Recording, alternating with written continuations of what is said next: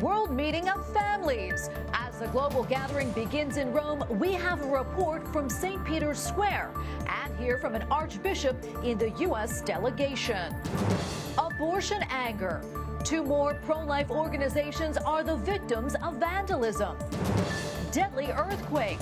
A village in eastern Afghanistan suffers one of the country's worst disasters on record. And no sugarcoating. What Pope Francis tells the faithful about spreading the gospel to others. On EWTN News Nightly for Wednesday, June 22nd, 2022.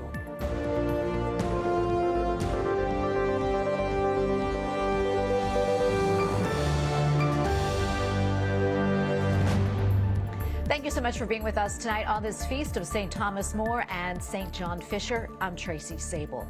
The 10th World Meeting of Families officially started today in Rome. The global event brings together people from all over the world, including 20 couples and 20 children from the United States. The U.S. delegation is led by San Francisco Archbishop Salvatore Cordileone. Earlier today, EWTN Vatican Bureau Chief Andreas Thonhauser spoke to the Archbishop.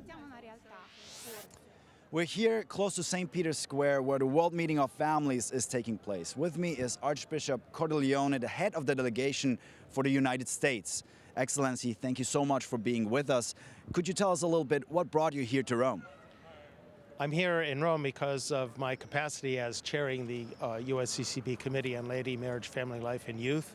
I'm actually in my final months as I term out in November, so the timing worked out well for me to head up this delegation from all across the United States. We have a rather large group, a very representative group of people from around the United States, myself and a couple of other bishops, a priest involved in family ministry, a number of married couples and entire families who are joining us in our delegation. And what are your expectations, maybe also the expectation of the delegates, if you had a chance to speak with them already, for this World Meeting of Families? I believe it's a very positive experience for the people participating here to, of course, this is Rome, it's at the center of the Universal Church, so people can have that experience of the Universal Church, get to know people from other countries, other parts of the world. Family life, of course, is at the heart of the Christian faith. And so people to understand what families are like in other parts of the world, what issues they're dealing with in other parts of the world as well. So that kind of sense of universality of the church and sort of a re-energizing for our commitment to marriage and family life. Re-energizing the commitment to family life also. What are your hopes maybe even more than re-energizing for what the delegates will bring back to the U.S. from this meeting? Yes, this World Meeting of Families is very timely for us in the United States because our USCCB just issued a national pastoral framework for marriage and family life called To the Joy of Love, which is, it's a framework, so it's meant to be a tool for dioceses to use to develop their own more specific pastoral plans for marriage and family life. And we're hoping to have some discussions about that, how we can bring further ideas back home to our diocese. Our staff has put together a booklet with reflection questions on all the talks so we can exchange ideas and hopefully come up with some ideas for implementing this national pastoral framework for marriage and family life. And real quickly, what should the church offer to families? Certain areas we're well aware of that we need to be more attentive to, such as accompanying, so the approach of accompaniment, not only in preparing for marriage, but afterwards as well. This is a critical time after couples are married, before they have children, who then they are of school age. They're in kind of this in-between period. We need to be more strategic about accompanying them after the wedding. Also, the idea of this catechumenate for marriage is now being promoted. Again, it began with John Paul II with Familiaris Consortio, and now Pope Francis is coming back to this theme of, again, it's an idea of an accompaniment, of evangelization, of integration of couples preparing for marriage in the life of the parish. So I think this catechumenate model, accompaniment up to and then after the wedding, so in those early years of marriage that are so critical, I think these are areas that we will be focusing more on now. And this will also be topics discussed here in Rome. Thank you very much for being with us here at St. Peter's Square at the World Meeting of Families. Archbishop Cordileone, thank you so much. You're welcome. Well, here in the United States, 2 more pro-life organizations are reporting vandalism at their buildings. A pro-life pregnancy center was struck before dawn in Dearborn Heights, Michigan on Monday. Perpetrators sprayed graffiti and smashed numerous glass doors and windows. Similar damage hit the offices of Minnesota citizens concerned for life last week. It was the second time in 2 months their facility was targeted. With gas prices pummeling Americans' wallets, President Joe Biden urges Congress to suspend the federal gas tax. But will it make any dent at all? White House correspondent Owen Jenson reports. Owen. Tracy, President Biden says he wants to provide direct relief to American consumers who he says have been hit with Putin's price hike. Now, don't forget, this is an election year, of course, and Democrats could be sent packing. In a speech, President Joe Biden lays out his proposal to bring down the cost of filling up. Today, I'm calling on Congress to suspend the federal gas tax. The White House says the government charges an 18-cent tax per gallon of gasoline and a 24-cent tax per gallon of diesel. The president wants to suspend that tax for 3 months through September. By suspending the 18-cent gas tax, federal gas tax, for the next 90 days, we can bring down the price of gas and give families just a little bit of relief. The White House says the price tag for the tax relief would be $10 billion, money that's supposed to go to the Highway Trust Fund. But they say it's doable. And they're also calling on local and state governments to step up and help out. State gas taxes average 30 cents per gallon. The president's remarks this afternoon come just a day before Energy Secretary Jennifer Granholm is scheduled to meet with energy companies to discuss ways to increase supply. Meanwhile, gas prices soar. AAA reporting 1 gallon going for $4.95 on average. In some states, well over $5 or even $6. Just yesterday, Chevron CEO, in a letter to President Biden, wrote, "I want to be clear that Chevron shares your concerns over the higher prices that Americans are experiencing. And I assure you that Chevron is doing its part to help address these challenges." Going on to state, Chevron and its 37,000 employees work every day to help provide the world with the energy it demands and to lift up the lives of billions of people who rely on these supplies. Notwithstanding these efforts, your administration has largely sought to criticize and at times vilify our industry. But skeptics say slashing the tax would not guarantee the savings will be passed along. And remember this, back in 2008, Barack Obama called it a gimmick, and tonight where it all goes remains uncertain at best. At the White House, Owen Jenson, EWTN News Nightly. Senate negotiators have reached a long-awaited deal on bipartisan gun legislation. It seeks to prevent gun violence by taking firearms away from dangerous people. The bill has some Republican support, but several key gun lobbying groups are raising questions. Capitol Hill correspondent Erik Rosales breaks it all down for us. This rare bipartisan agreement breaks a nearly 30-year stalemate on gun reform. The bill strengthens background checks for gun buyers under 21, provides money for states for red flag laws and preventions, bars gun purchases by former romantic partners with domestic abuse records, and adds new federal funding for mental health services. The two chief negotiators were upbeat. This bill is not window dressing. This bill is going to save lives. This bill is going to save thousands of lives. Is going to be something that every single member of this Senate who votes for it can be proud of. It has the real potential to become a law and to create real changes in communities across this country. Safer, healthier communities, stronger, more secure schools, saving lives. That's what we're all about. Senator John Cornyn was booed by some at the Texas Republican Convention who are opposed to gun reform.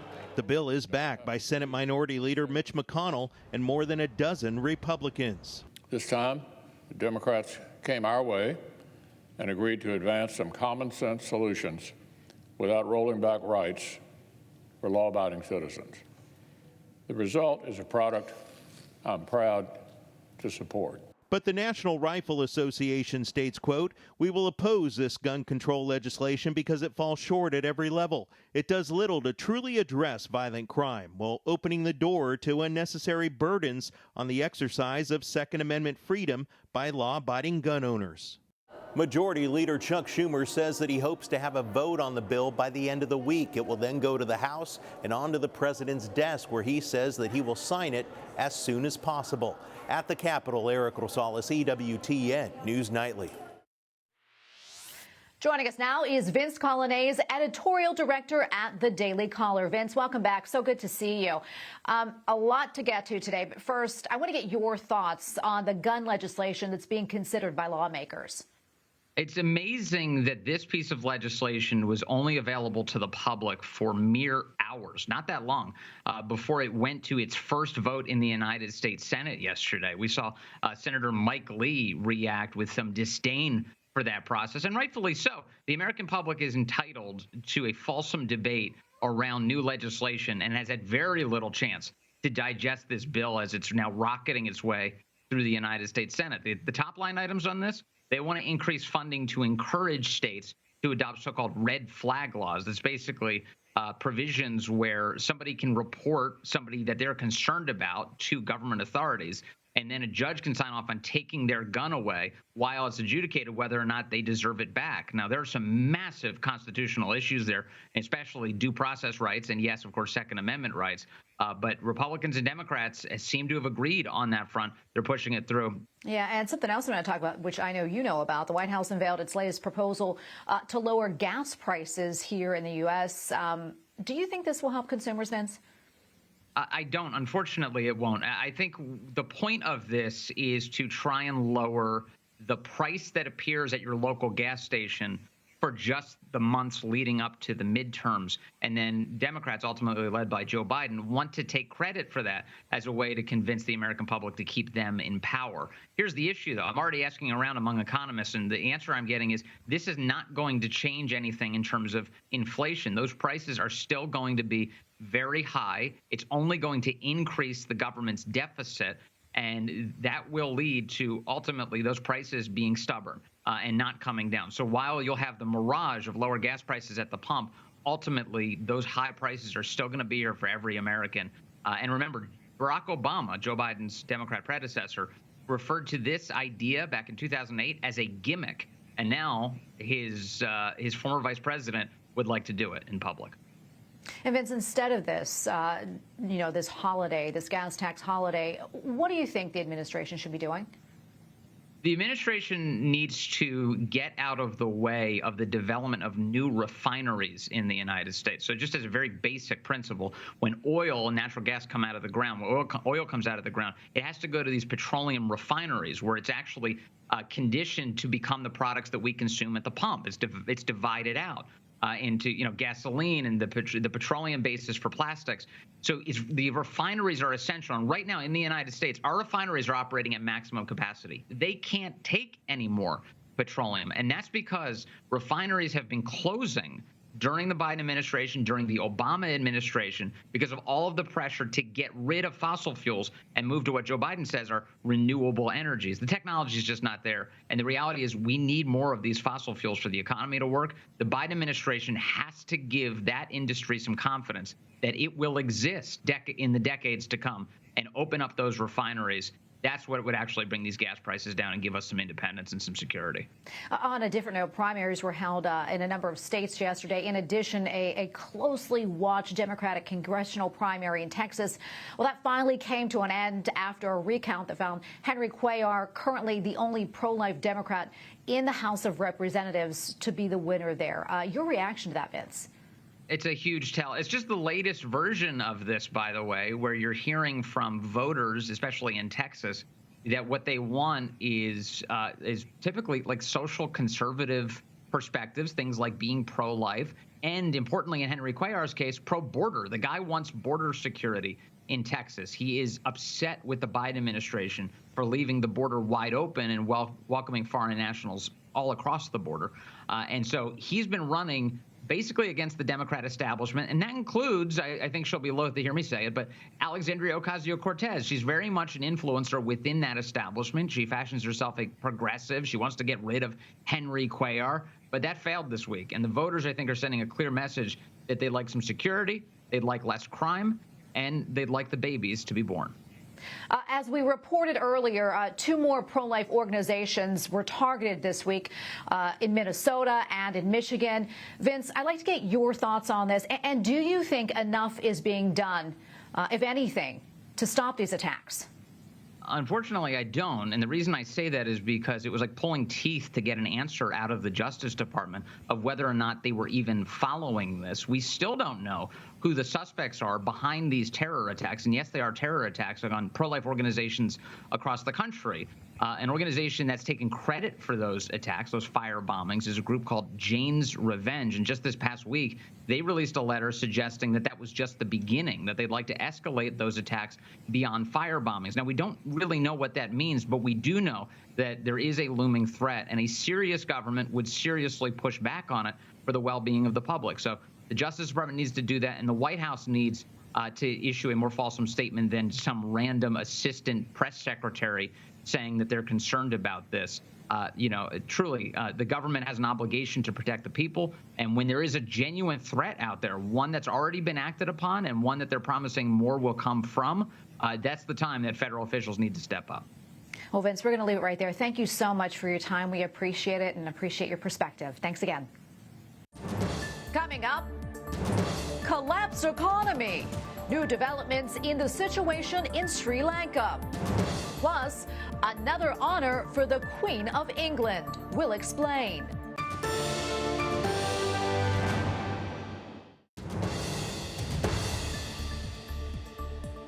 At least 1,000 people are dead following a powerful earthquake in eastern Afghanistan.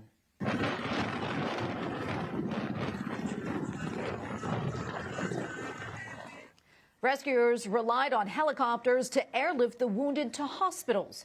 Resources are scarce since many international aid agencies left the country after the Taliban returned to power. The 6.1 magnitude quake shook a remote village near the Pakistan border. Pope Francis says that he is praying for all of the victims and their families. Sri Lanka's prime minister says its debt-laden economy has collapsed. Street protests are demanding a new government. The divided parliament is protesting the newly elected prime minister. Shortages of electricity, fuel, and food continue to mount. Meanwhile, Sri Lanka has announced that it will suspend repayment of $7 billion in foreign debt until negotiations with the International Monetary Fund are completed.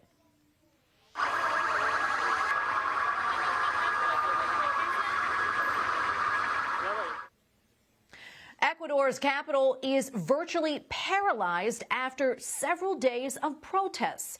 Indigenous people are demonstrating against shortages of food and fuel.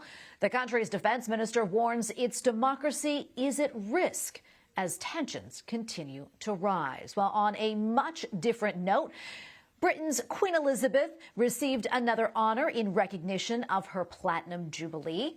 Archbishop Justin Welby presented the 96-year-old with a special Canterbury Cross. It signifies her service to the Church of England as its supreme governor for more than 70 years. The ceremony took place yesterday at Windsor Castle. Up next, families gathering. The sights and sounds from St. Peter's Square as the global meeting convenes.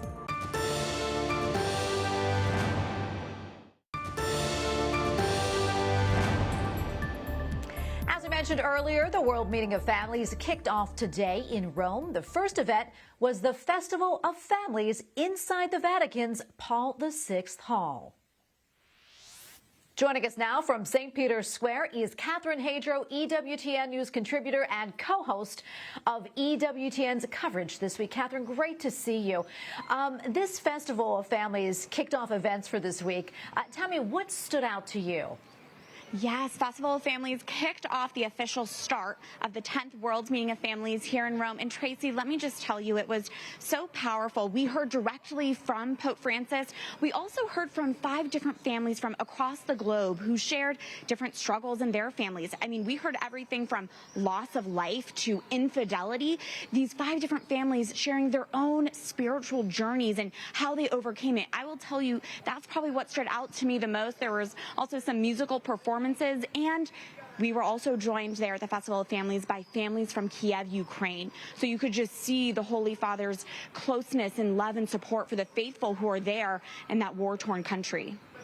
Yeah, and speaking of the Holy Father, I know the Pope's health has really been making headlines around the globe. How did the Holy Father seem tonight? I understand this is one of 3 events that he's actually participating in this week.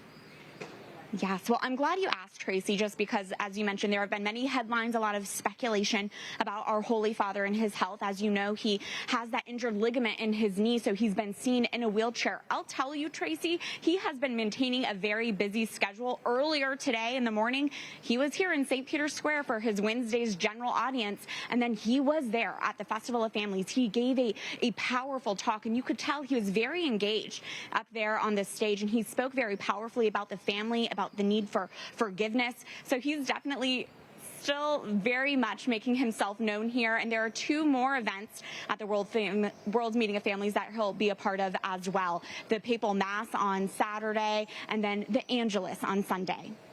Yeah, and Catherine, you know, this World Meeting of Families really is unique compared to the previous 9 others. Can you tell us a little bit more about that? Expand upon that for us.